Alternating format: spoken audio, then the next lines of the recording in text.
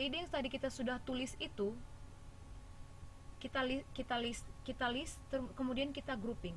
Jadi semisal ada contoh eh, di buku kita itu di halaman 1.20.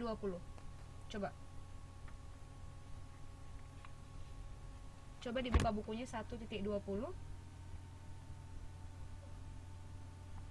Udah ketemu 1.20 ya? Page 1.20. Nah, di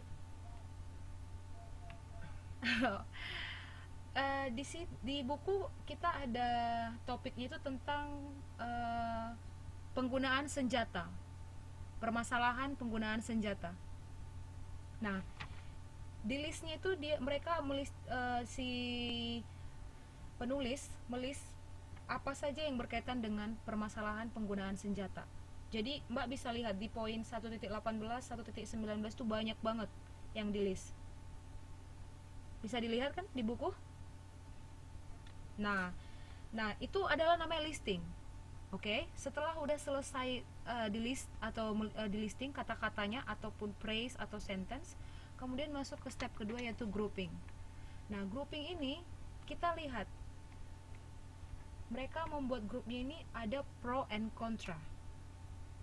Jadi dia melis ide-ide yang pro terhadap penggunaan senjata. Itu grup A. Yang grup B dia melihat ide-ide yang sudah di list tadi yang kontra atau against atau tidak setuju dengan penggunaan senjata secara umum mungkin. Nah, setelah udah di grouping, kita kan udah jadi ada dua grup nih, grup A dan grup B. Setelah udah di grouping, kita coba untuk memeriksa atau mengecek. Mungkin ada ide-ide atau kata-kata yang ditulis berulang kali, yaitu repetition. Karena kan tadi namanya listing kan apa yang ada di pikiran kita. Kita kan nggak ada ngecek grammarnya, nggak ada ngecek spellingnya, nggak ada ngecek word selectionnya. Jadi kan itu apa yang ada di ide, langsung tulisin aja. Jadi kemungkinan pasti ada kata-kata yang mungkin sama diulang gitu. Nah, untuk menghindari penulisan yang repetition di essay kita, maka itu kita coret. Kita cek yang mana yang berulang kali sudah disebutkan, dicoret aja. Terus kita cari lagi kata-kata yang tidak berkaitan dengan topik kita. Itu pasti terjadi ketika kita listing ataupun mind mapping mungkin. Pasti ada beberapa kata yang karena kita tulisnya nggak periksa grammar tadi kan, namanya juga yang tiba-tiba ada di pikiran. Kita pasti tuliskan kata-kata yang mungkin saja nggak berkaitan dengan topik. Nah, makanya ketika sudah di grouping, kita coba cek lagi. Kita coba baca kembali, oh ini nggak sesuai. Itu ada di halaman 1.21, teman-teman bisa lihat. 1.21 udah ketemu. Nah, di grup A bisa dibaca Mbak, yang grup A itu ada nggak yang dicoret tuh, yang di ini? Bisa dibaca Mbak Nurjana ada nggak bukunya? Halo Mbak. Oh, yang ada buku siapa Mbak? Yeni ada buku. Yeni ada buku?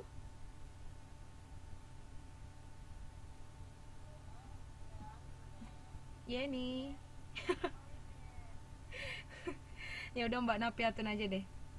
Bisa dibaca 1.21. Iya, yang grup A itu tadi yang pro terhadap penggunaan senjata. Iya, yang dicoret itu adalah artinya itu yang tidak mendukung ide. Jadi nggak ada hubungannya dengan penggunaan senjata gitu. Nah,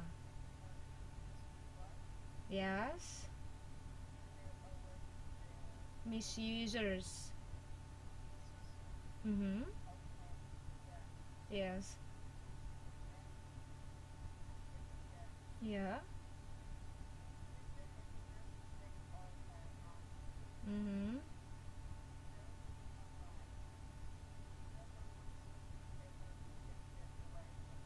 Ya. Jadi ini adalah yang di grup A ini, setelah mereka udah listing tadi, udah menuliskan, ternyata ada beberapa ada beberapa phrase atau clause yang nggak mendukung dan nggak sesuai dengan ide pokoknya atau topiknya, yaitu tentang uh, penggunaan senjata, apakah itu dilegalkan atau tidak. Nah, jadi di sini ada dua grup yang pro dan kontra. Jadi di penulisan essay kita juga atau penulisan karya ilmiah, kita bisa uh, coba step ini dari kita listing dulu kata-katanya.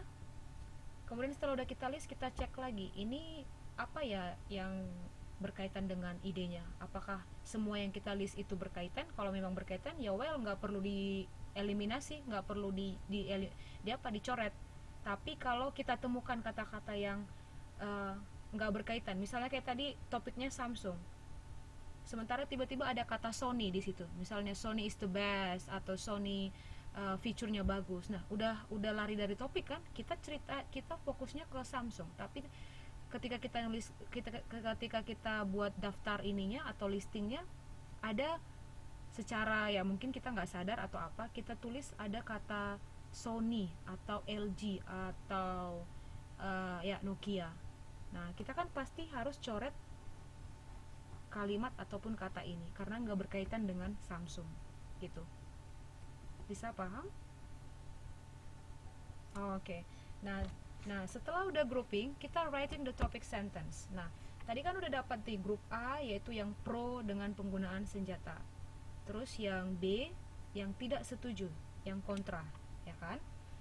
Nah, di halaman 1.22 di situ ada dituliskan satu topic sentence. Mbak Dian Listiani boleh baca di poin 122. Ya. 1.22. Iya, 1.22.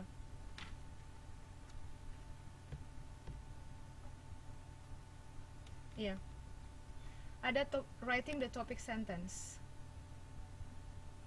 Step ketiga, setelah udah di grouping, terus kita mulai menulis topic sentence. Topic sentence ini yaitu ide pokok yang akan kita kembangkan menjadi satu paragraf gitu.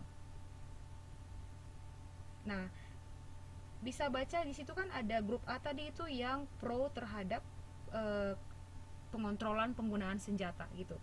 Ada kan a topic sentence could be, ada satu kalimat di situ yang dicetak miring.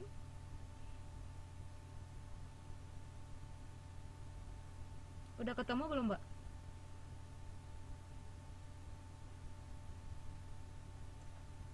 Satu titik dua.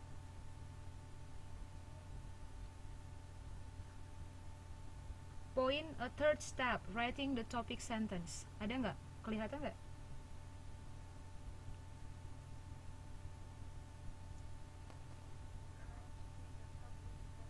Yes. Yang ada kalimat dicetak miring itu, bisa tolong dibacakan? Oke.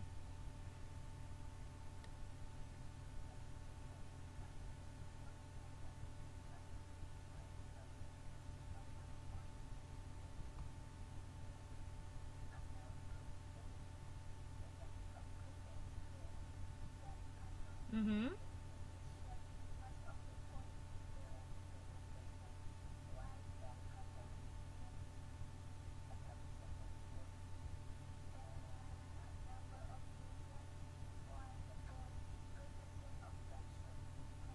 Nah, tadi kan yang di poin grup A itu kan orang-orang yang setuju kalau penggunaan senjata itu harus dikontrol gitu.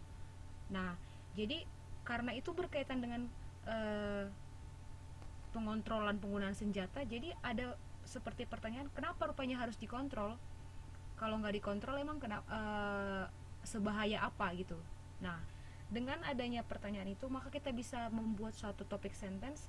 Ada beberapa alasan mengapa kepemilikan ataupun mempunyai senjata itu harus dikontrol. Nah, topic sentence ini yang akan kita kembangkan nanti menjadi beberapa supporting point atau supporting detail. Itu adalah bagian atau step keempat, yaitu simple outlining. Bisa dilihat di PPT Step keempat setelah sudah menuliskan topik sentence itu adalah simple outlining. Simple outlining ini adalah sebelum kita memulai nuliskan draft yang sebenarnya gitu.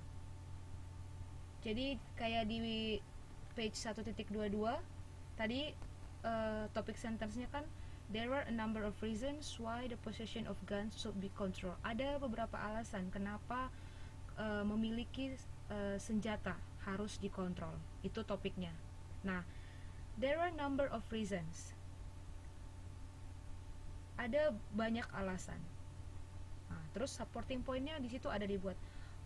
Why is it necessary to have gun control? Kenapa harus ada pengontrolan penggunaan senjata? Terus supporting detailnya atau alasannya, pertama, senjata itu berbahaya. Bisa dilihat ya supporting detail pertama. Yang kedua, pasti selalu ada penggunaan senjata itu yang salah atau misuse, nggak pada tempatnya gitu. Mungkin pembunuhan atau kita pergunakan seenaknya saja gitu. Terus yang ketiga, misuse itu salah menggunakan, tidak menggunakan pada tempatnya. Jadi misalkan senjata itu dari kata misuse. Kalau misusers itu pengguna yang menggunakan senjata itu tidak sesuai dengan fungsinya. Jadi semisal senjata itu bisa jadi legal ketika kita menggunakannya untuk pertahanan diri. Misalkan kalau kayak di luar negeri, kayak di Amerika atau di England, senjata itu dilegalkan untuk pertahanan diri kita atau untuk defense. Jadi kalau ada misalkan ada pencuri ataupun ada orang yang kayak psikopat gitu masuk ke rumah atau apa, nah kita bisa pertahanan diri dengan menggunakan senjata. Tetapi misusers di sini maksudnya adalah mungkin ada orang-orang yang mabuk di tengah jalan atau orang-orang yang sedikit stres. Kan kita udah lihat berita tuh yang orang-orang masuk ke sekolah terus dia menembaki beberapa siswa di sekolah itu gara-gara sakit jiwa, ya kan? Nah itu tergolong kategori misusers karena dia menggunakan senjata itu karena keinginan dia sendiri gitu, karena kurang kontrol gitu. Itu yang dimaksud misusers. Oke? Nah, yang kedua itu ada supporting point juga. How can this be done? Bagaimana ini bisa terjadi? Nah, terus ada supporting detail. Nah, di sini harus kita ingat supporting detail itu harus memang berkaitan dengan supporting point yang di atas.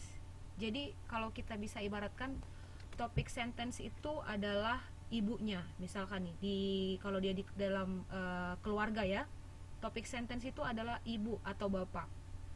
Supporting point adalah anak, atau supporting detailnya itu adalah anak. Supporting point maksud saya, supporting point itu adalah anak. Udah? Nah, supporting detail itu adalah cucu. Bisa ngerti? Bisa paham? Jadi itu semakin fokus, semakin spesifik yang disertai, tapi harus tetap fokus ke topik. Jadi jangan ini kan satu keluarga nih ceritanya. Di atas misalnya bapak atau ibu Ani. Supporting pointnya pasti si Ani, ya kan? Supporting detailnya pasti anaknya si Ani atau cucunya bapak Ani.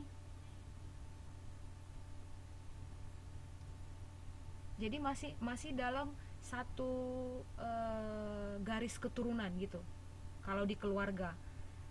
Nah, ini sama kalau topiknya tentang gun problems. Nah, supporting pointnya juga harus berkaitan dengan gun problems juga. Makanya ada supporting point itu kenapa rupanya harus pakai pengontrolan menggunakan senjata. Supporting pointnya kan di sini nggak dibuat kenapa harus ada pengontrolan penggunaan mobil? Gak ada kan di halaman 1.22. Dia tetap fokusnya itu ke senjata atau gun. Supporting detailnya juga sama. Mereka dengan jelas di sini menuliskan alasan-alasan kenapa harus ada pengontrolan penggunaan senjata itu gitu. Jadi kalau sudah topik sentence-nya berbicara tentang A, supporting point-nya juga harus berbicara tentang A yang mendukung ke topik sentence, dan supporting detailnya juga harus berbicara tentang A. Jangan lari ke B, ke C, dan ke D, karena itu pasti akan menyulitkan si pembaca ketika membaca tulisan kita, dan hasil tulisan kita pasti ya sangat-sangat tidak baik nantinya. Oke? Halo?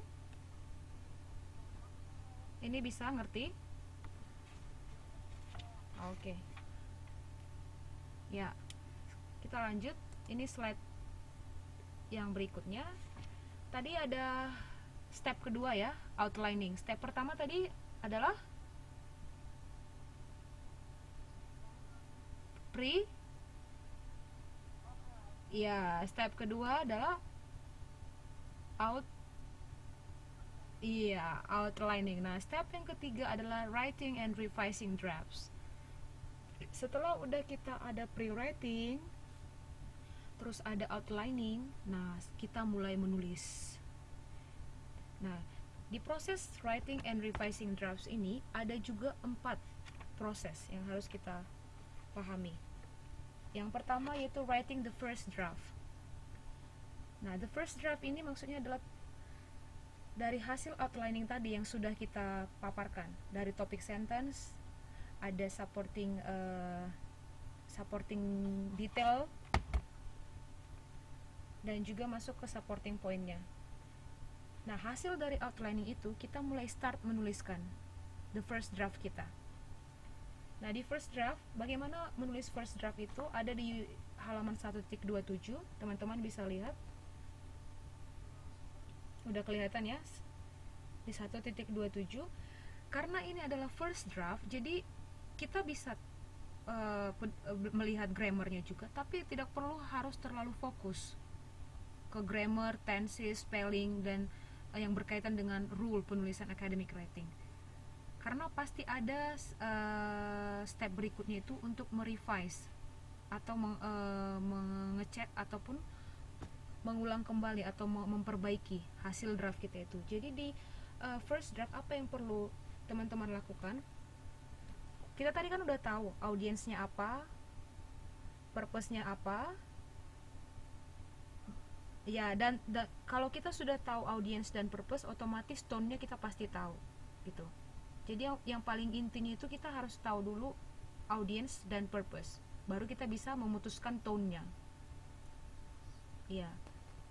Karena kalau kita tidak tahu readernya ataupun audiensnya, kita pasti nggak bisa memutuskan ini mau pakai formal language atau informal atau grammar yang gimana atau tenses yang gimana. Kita nggak bisa putusin karena kita nggak tahu ini mau dituliskan kemana gitu. Jadi yang paling penting tahu dulu readernya siapa atau audiensnya siapa dan tujuannya apa, baru di-decide pakai tone apa dia.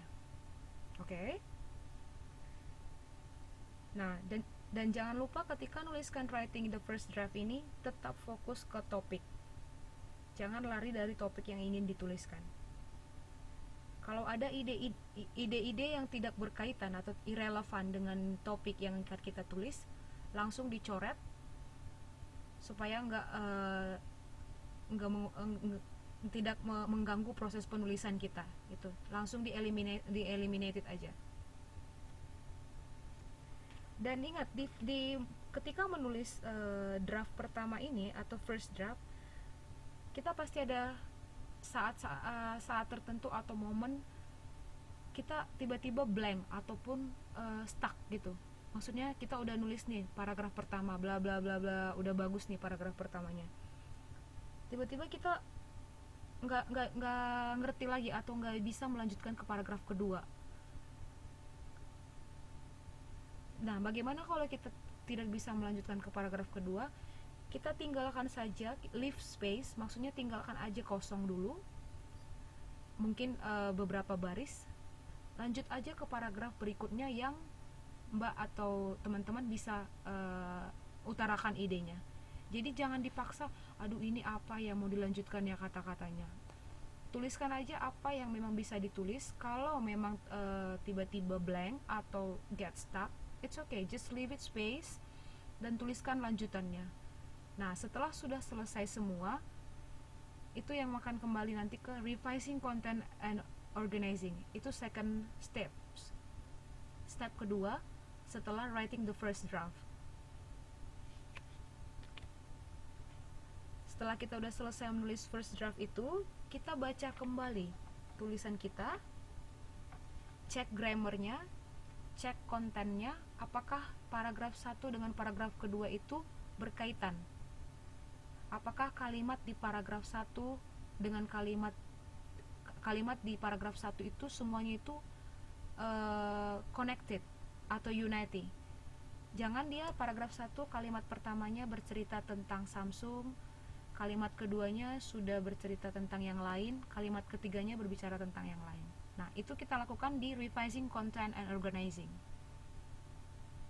Nah, di sini juga kita bisa ketika membaca ulang space yang tadi kita tinggalkan kosong itu, nah bisa jadi ketika kita membaca idenya muncul, oh ini nih yang mau saya tulis tadi. Nah, di situ kesempatannya si Mbak atau teman-teman melanjutkan tulisannya itu gitu. Jadi di first draft itu it's okay, ketika kita get stuck atau blank, it's okay. Jangan merasa aduh gue bego banget nih, bodoh nih, nggak tahu menuliskan apa-apa. Enggak, itu memang itu hal biasa. Ketika menulis itu pasti ada momen-momen kita lupa atau kita nggak ada ide itu. Just leave it empty, biarin aja kosong. Dan ketika sudah selesai, kembali untuk merevise lagi, untuk mengisi poin-poin yang kosong tadi. Oke? Terus setelah udah selesai merevising content and organizing, step yang ketiga adalah proofreading the second draft. Tadi kan first draftnya pasti ada masih yang kosong-kosong tuh, ya kan? Ya, revising content and organizing itu adalah udah second draftnya, karena kan sudah diisi kembali tuh yang kosong-kosong tadi. Nah, itu udah second draft. Nah, setelah udah selesai second draft, proofreading lagi, baca ulang kembali draft kedua itu untuk semakin memastikan, make sure bahwa tulisan kita itu grammarnya udah oke, udah sesuai dengan audiens yang mau kita tuju, purpose-nya udah tercapai, dan tone-nya juga udah oke.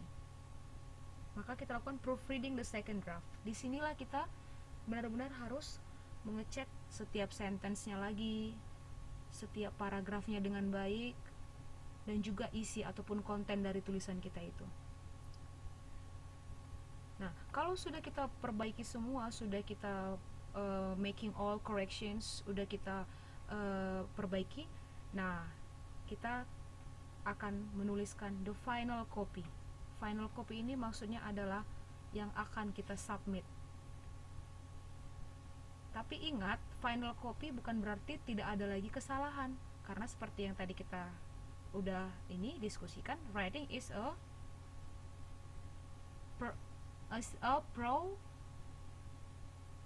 yes, writing is a process, not a product. Jadi dia itu pasti mungkin bagi kita itu sudah end, sudah berakhir, oke, tulisan saya sudah oke. Tapi ketika dibaca sama orang lain, bisa jadi pasti ada kemungkinan itu di-revise. Jadi writing the final copy, it doesn't mean that it doesn't mean that you don't need to revise again, you don't need to get some feedback or comments. No. Walaupun itu dikatakan final copy, tapi pasti ada kemungkinan itu di-revise lagi gitu. Bisa ngerti sampai sini? Atau ada yang mau ditanya? Atau ada yang mau ada yang mau ditanya yang lain, mbak-mbak yang lain? Ini udah slide terakhir, slide berikutnya itu tinggal tugasnya aja. Sampai sini ada yang mau ditanyakan? Mbak-mbak yang lain gimana? Halo, masih masih bangun kah? Atau sudah tertidur lelap? Nah, kenapa? Halo, kenapa? Iya, ini nanti PPT-nya saya post di grup. Jadi teman-teman bisa baca ulang kembali. Kalau ada yang kurang jelas atau kurang paham, let me know, oke? Okay? Kasih tahu sama saya biar kita bisa diskusi lagi.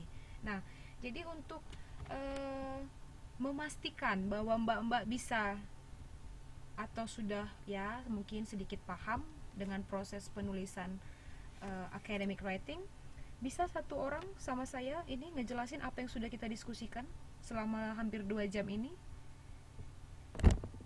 ringkasannya aja. Iya, jangan Mbak Napiatun terus dong. Ah, siapa tuh yang keren tuh? Yang keren banget tuh siapa Mbak?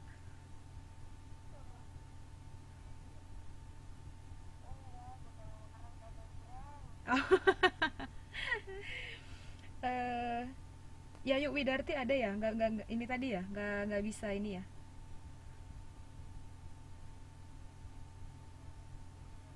Oh, ya udah. Atau ya udah deh Mbak Napiatun aja untuk hari ini, artis kita Mbak Napiatun. Jadi dia the top star. Oke, okay. Silakan Mbak. Sep-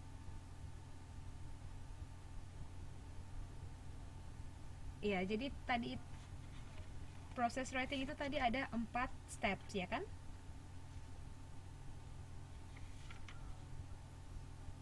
Mm-mm.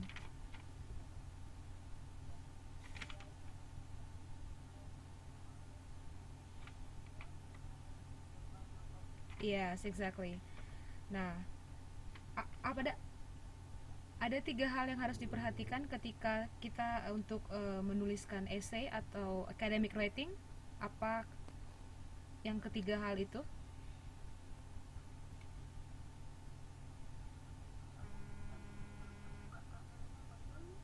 Oke, oke, nggak apa-apa. Atau yang lain mungkin bisa jawab. Mbak Yeni Aryani. Ada 3, there are 3 main points. Yes, audience. Exactly, yes, good. So in pre-writing, there are 2 steps that we have to remember. What's the first one? Yes, there are 2 steps. Okay, exactly. When you did brainstorming, there are 3 steps. What is that?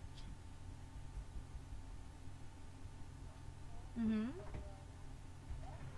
Yeah, yeah, it's true.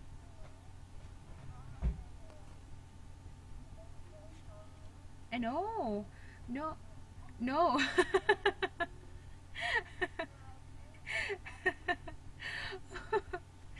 Well, good. Uh, in outlining, how many steps we have to remember to follow when we write an essay?